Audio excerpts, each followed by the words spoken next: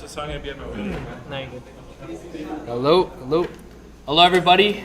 If I can get your attention, I think it's a good point to start here. Everyone online should be able to hear me as well, hopefully. So this session is going to be a little bit different. I know we usually have like guest speaker and we'll still have our normal articles, a little bit of a middle segment, but it is very CTF focused, as this is the last session before our CTF in 2 weeks now. So we want to kind of give everyone here kind of look into the CTF, an understanding of what like the theme is, because we do a theme every year, and then get you guys a little prepped. We'll try to organize more prep. It's a little tricky to always organize, but we'll try to organize something between now and the CTF as well to help out with skills. If you haven't done a CTF before, it's to help you guys out. If you've done a CTF before, it's to maybe get a different perspective on challenges. I know some of the people who are kind of senior to Sheridan, you guys have been to previous CTFs, you kind of understand, but we're also going to be making sure it's very accessible and easy for people who have never done a CTF, whether you're in your first year or you've just finally decided to step into CTFs.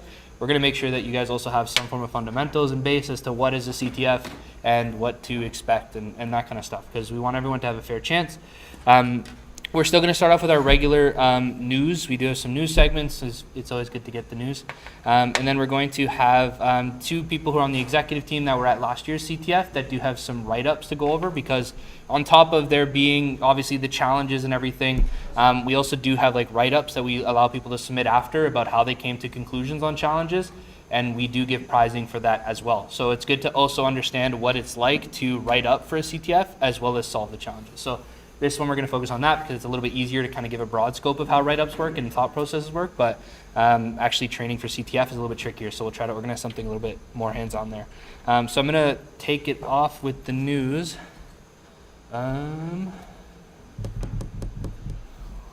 Which one of you guys is this? That's me. That's you, perfect, fantastic.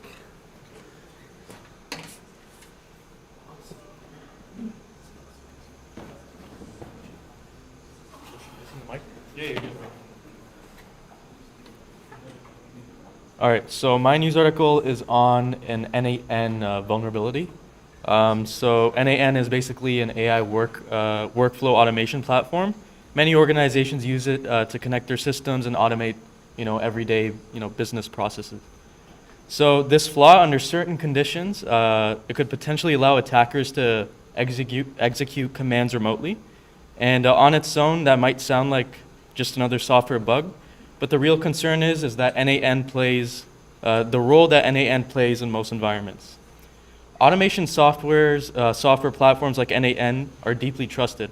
They hold API keys, cloud credentials, database access, and connections to internal systems. They're designed to run quietly in the background and move data between services without constant oversight. That makes them incredibly useful, but also very sensitive. If this vulnerability were exploited, attackers could potentially move NAN beyond NAN itself and move into the system that actually connects it. So that could mean stolen data, compromised credentials, or broader access to a company's infrastructure. In that sense, the risk isn't limited to just the application. It's about the entire chain of automation behind it. So NAN did release patches to address the issue, and it's urging users to update immediately. So for organizations that can't patch right away, the company also is recommending tighter permission controls and more lockdown environments to reduce exposure. The situation highlights a broader lesson for businesses. As automation tools become more powerful and more central to operations, they also become higher value targets. Security can't stop at the application level. It has to account for how much trust these systems hold and what happens when that trust is broken. Thank you.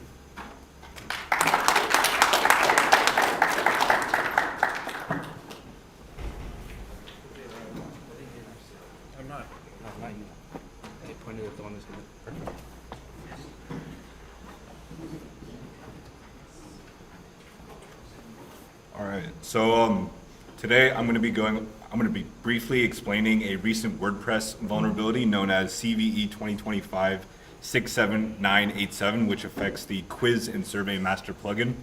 On January 28th, 2026, so a couple weeks ago, researchers at PatchStack published an advisory making this vulnerability known to the public for the very first time. The vulnerability was first detected on November 21st, 2025. with a patch pushed for newer and more recent versions of the plugin on December 4th, 2025. The vulnerability is a SQL injection flaw in the versions 10.3.1 and below of this plugin. This plugin is widely used in the wild, and the estimated scope of sites that are potentially affected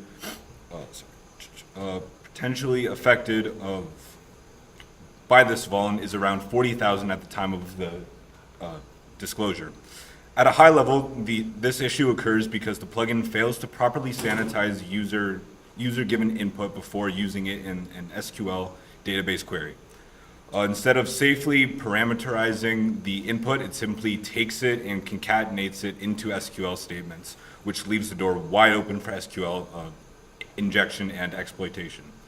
What makes this vulnerability especially concerning is the low barrier to exploitation. An attacker does not need to have escalated privileges to execute this attack. Any authenticated user, even a subscriber level account, which is the lowest level of authenticated user account on WordPress, can exploit it. Since many WordPress sites allow users to register freely, this greatly increases the attack surface. All an attacker has to do is use a disposable set of credentials to make an account, and they are able to run this attack. From a technical standpoint, an attacker can inject malicious SQL code through crafted input fields. When the malicious query executes, the injected SQL runs alongside the intended query. This can allow an attacker to extract sensitive database information such as user emails or stored quiz data, and depending on the database permissions, potentially modify database contents. The vulnerability has a severity score of a 7, which indicates a moderate to high severity. While exploitation in the wild has not yet been widely observed, the flaw is easy to automate and highly scalable. So we may see an uptick in exploitation of sites using unpatched versions of this plugin. This issue was patched in version 10.3.2, where proper input validation and prepared SQL statements were implemented.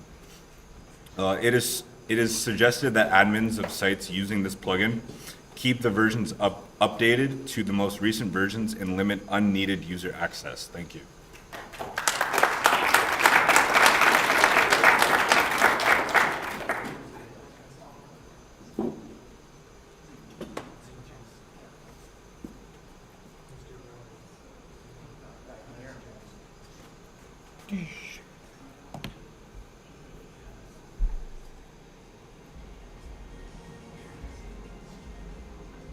Should be good to go. So I always look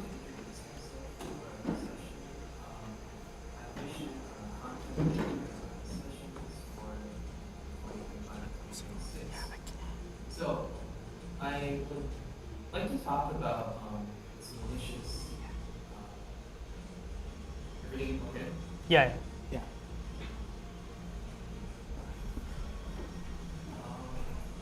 like to talk a little bit about Handbook.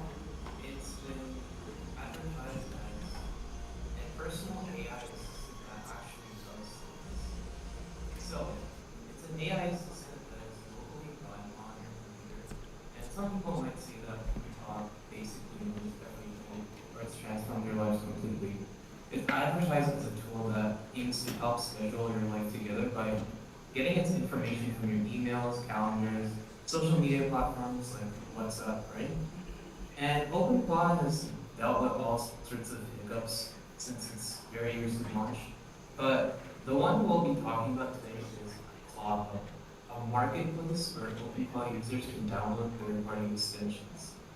So if I wanted to have some sort of Google Workspace integration with OpenClaw, right? I can install some sort of third-party extension for this. Well, there has been a bit of an issue with third-party extensions on the actual ClawHub website, where Coit Security analyzed 2,857 skills and extensions on their website. I found out that 341 of them are info stealers. After going on the marketplace, you could find something like YouTube Summarize Pro, which could summarize YouTube videos for you. And while the documentation for some of these tools seems legitimate, a prerequisite area is listed on some of them. And they usually require downloads from some sort of GitHub repository where they have like zip files with the name open.asian.zip. So usually like these sorts of repositories, downloading these prerequisite tools from them usually includes something like a key logging Trojan, which can capture sensitive data, API keys, and credentials. And users can install these skills through basically typos of official apply commands. So like, let's say I mistype like a certain like extension command, right? I could potentially install like some sort of malicious malware on my system. And security issues stem from, the main security issues with this stem from the fact that anyone can upload a skill on the CloudHub website. And after after this huge security problem that's happened on their website, CloudHub's response has been to have reports, and if someone reports like a skill on their website with more than 3 reports, it'll be automatically hidden. The conclusion for this is that like attacks like these are what make AI agents vulnerable with the potential to leak sensitive data. There's something that can be described like legal trifecta, which is a term coined by Simon Willison, who you might know as the code creator of Django, who also came up with the term prompt injection. And it's used to describe AI agents that are vulnerable to their own design, as they have access to personal data like credentials that people can exfiltrate. So the one main lesson from this attack is to try not to give AI some sort of personal information like this, as it could lead to potential breaches in security and easy access for attackers to easily exfiltrate information like this. And also, try not to run automated commands through AI, and be careful of running tools like OpenCloud locally on your machine.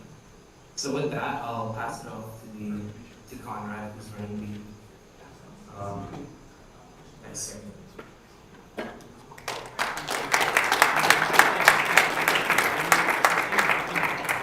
All right. Yeah, we're going to go through slides first, so I don't need this immediately. That's on. No, we don't need this yet. It's okay.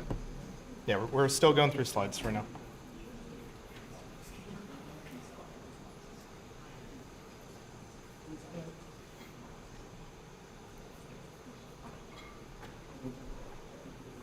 All right.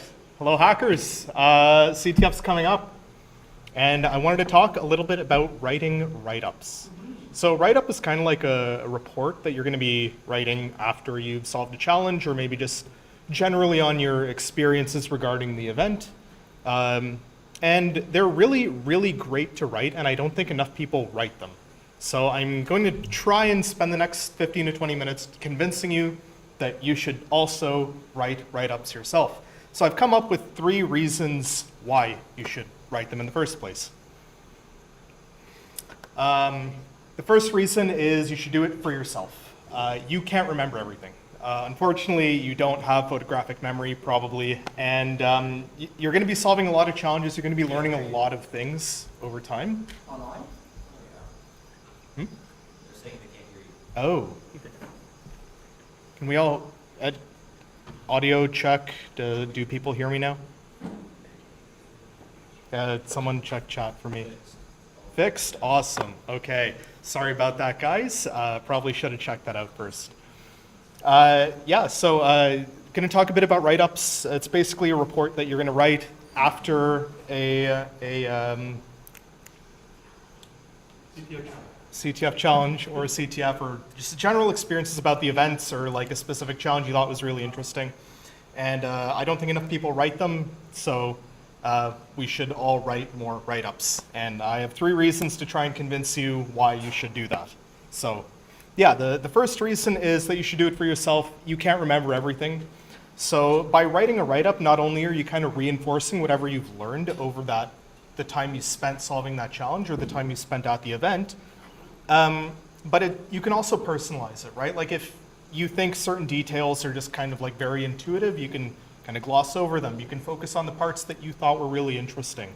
And then later on, if you encounter a similar problem in the future, maybe at a future job or a future event or something like that, then you can go through your old notes on that and then find whatever relevant piece of information that you wrote down, and it'll just all come back to you. So it's really just great to retain information from some specific point in time. The second reason is that you should do it for other people. You're going to hit a brick wall. At some point when you're solving a challenge, things are going to maybe start out very simply, and then they're going to get really, really difficult really, really fast. And someone like Denver Coder 9 is going to save you. And they're going to have a write-up that might be kind of similar, or it's going to be referring to certain technologies that are present in that challenge or at that CTF, and you're going to learn from that. And that is great. But you should also pay that information forward. So if you've applied a piece of knowledge in maybe some different way at some different challenge or whatever, then you should write about that. And then you should post it online or send it to your friends or anything like that. So then you can help them out as well. You're paying it forward. And just as a note, so that one was from Fast Call over there. That was written after our event last year. And Fast Call documented a lot of the challenges and their solutions for it, along with the rest of their team. And they were actually really good write-ups. I learned a lot just reading through them. I was going through the challenges even that I managed to solve and seeing how they did them differently. And I found, hey, there's actually a bunch of like really much easier ways to solve a certain challenge. It could have saved me a lot of time. So yeah, it's really good to go over these things as well, and you should help people by letting them go over your thought processes as well.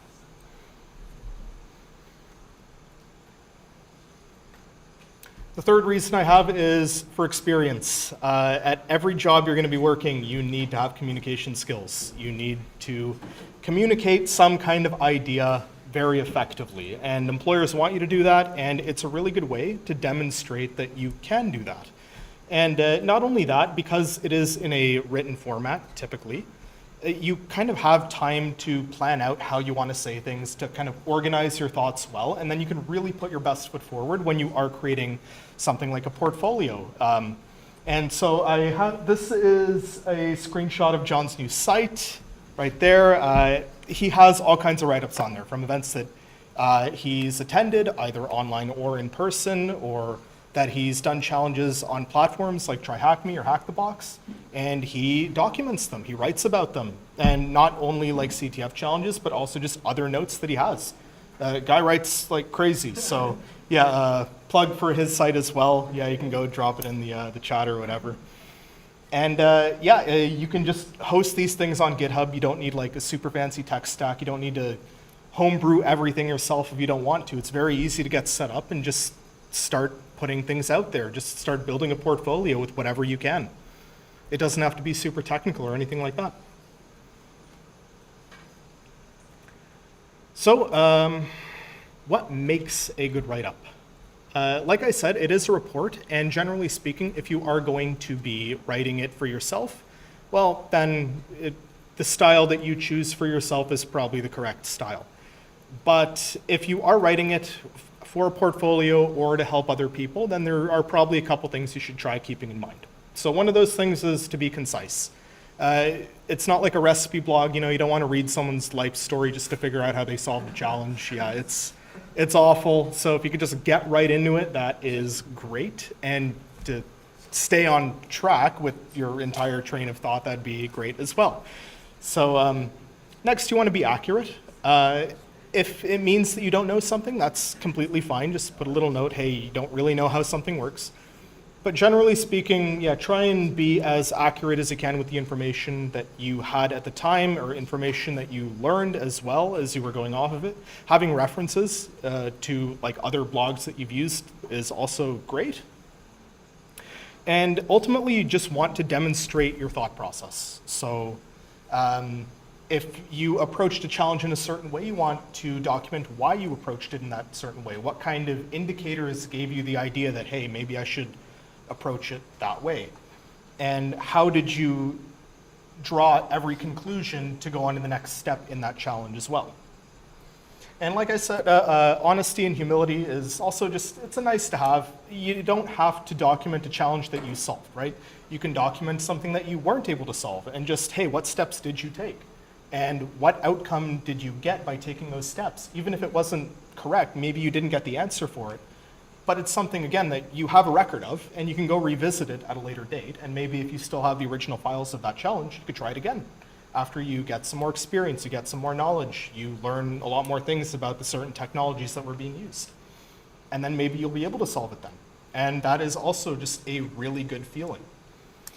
Having visuals helps. I suck at graphic design, but I also try and include like maybe screenshots of certain outputs that I get, or when I'm looking at a piece of code, then I might include that code as well, just verbatim. So there's an actual reference that I can go off of, like, hey, what did I see in that piece of code that might be helpful as well? Cool. And without further ado, I'm just going to hand it off back to Fast, and he's going to walk us through one of the challenges that he solved and wrote a write-up for last year.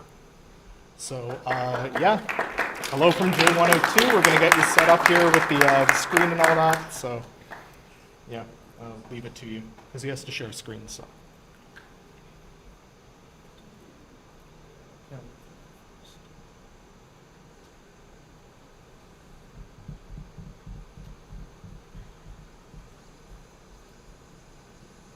Alright, I hope everyone can hear me and see my screen. So, We're still getting you set up in person. It'll just be a moment, hopefully. gotcha.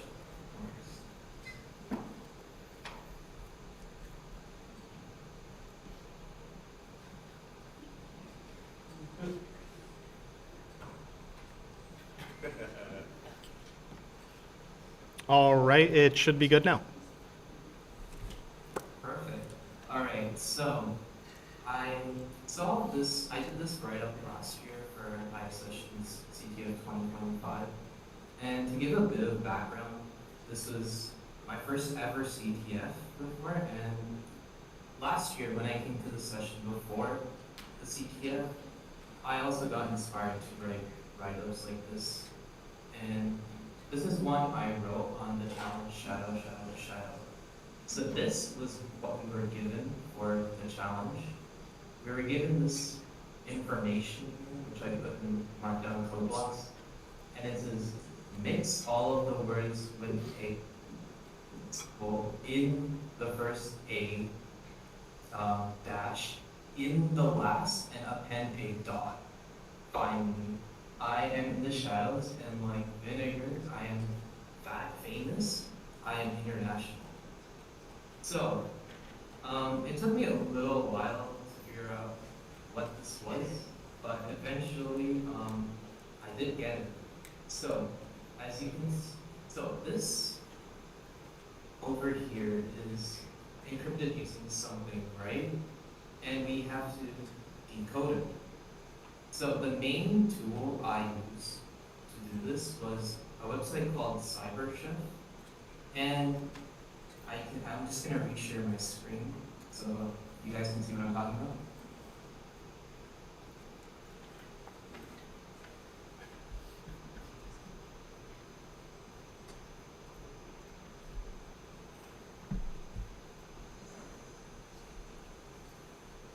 Okay, so this is a really useful tool that I found during the CTF, and it can convert, it can basically decode a lot of these like things like a Caesar cipher, linear cipher, or like a base 64 operation. So if I convert this from base 64 to plain text, I get this weird garbled output, right? But if I like, as you can see, part of this doesn't really look like base 64. And you can see like the equal sign at the end, that you can see that this is base 64 at the end over here. So if I kind of just remove that first input, I get this. And what this is another code from base 60. This is another base 64 encoded string of text. But if I convert that from base 64 again, I get the word somber. So what does that mean? So if I go to a dictionary real quick, if I just look up somber, if you can find it in Portuguese and Spanish, it is a word that roughly translates to shade or shadow, right? So that's actually one of the words that was mentioned over here in our challenge. And then with the rest of the flag, so with, let me see. Yeah, so in the description of the actual challenge, it says, find me, I am in the shadows of my vinegar, I am famous, I am international. There's a small hint over here in this portion of the text, and it says vinegar. While it is misspelled, it roughly means Vigenère cipher, which is another like one of these encryption mechanisms that you can use for characters. And with this one, if you put like the actual some part of the text over here and you try to decrypt it, this is a website. It's called decode.fr that I've used in this challenge to decode it. You get like kind of a weird output over here. None of these really relate to the word shadow.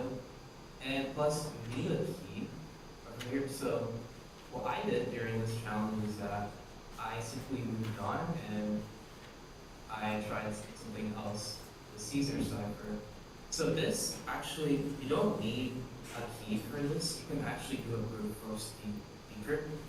And because it mentioned that like we needed to append 3 sorts of symbols, right? I assume this is 3 different types of words. And we got the first part of this puzzle solved. So if I just try to decrypt like one of these together, I get, actually, let me do this. If I decrypt one of these words, I get like a weird, like, I get this output through a brute force tool, and none of these really translate to something that's like decipherable. So I tried the other word, and one of the results from the brute force was umbra. So like, if you've ever played Bayonetta, right? You know like the Umbra Witch? This probably, I don't know how many people get that reference, or like the Overwatch character. But if you type Umbra in like a dictionary, or if you just Google it, it's the dark part of a shadow in which all light is blocked, used especially about a shadow. So it's related to a shadow, right? So that's the second part of our puzzle done. So like, if we try to go back here, we got the words umbra and sombra, right? So we're only left with one piece of this puzzle now. If I try to decrypt this again, we see there isn't really anything that comes up with the Caesar cipher, right? So I was kind of at like a roadblock with me and my partner who both solved this challenge together. And I went back to the Vigenère cipher.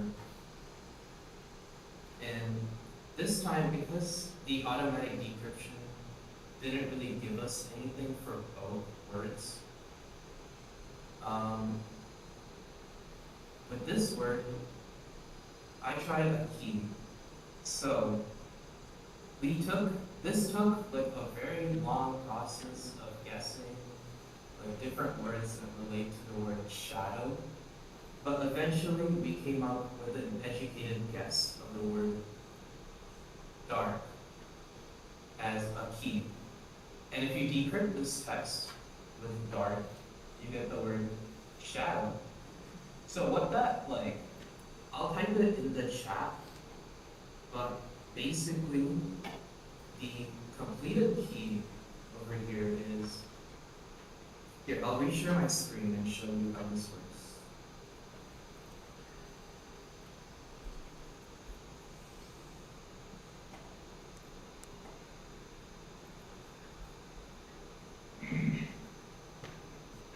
So we have this umbra, shadow, sombra.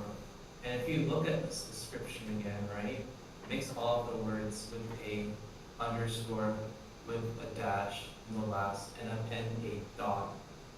So, so if we take these three words over here, we have umbra, shadow, and sombra, and we have this. This is word 1, word 2, word 3, and that's all what they mean. So, the main flag structure for this challenge is BH Bureau.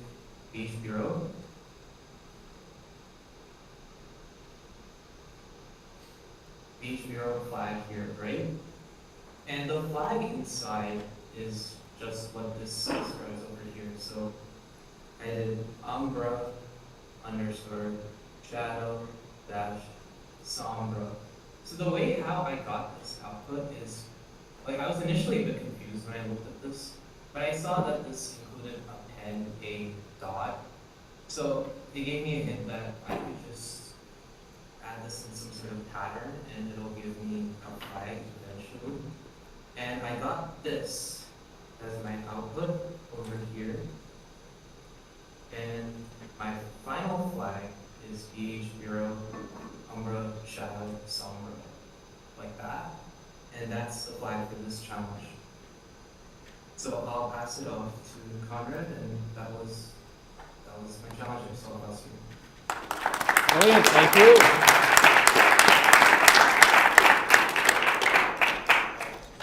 Cool. Actually, this is where I'm going to plug in my screen. So I will join the Discord. Huh? Yes.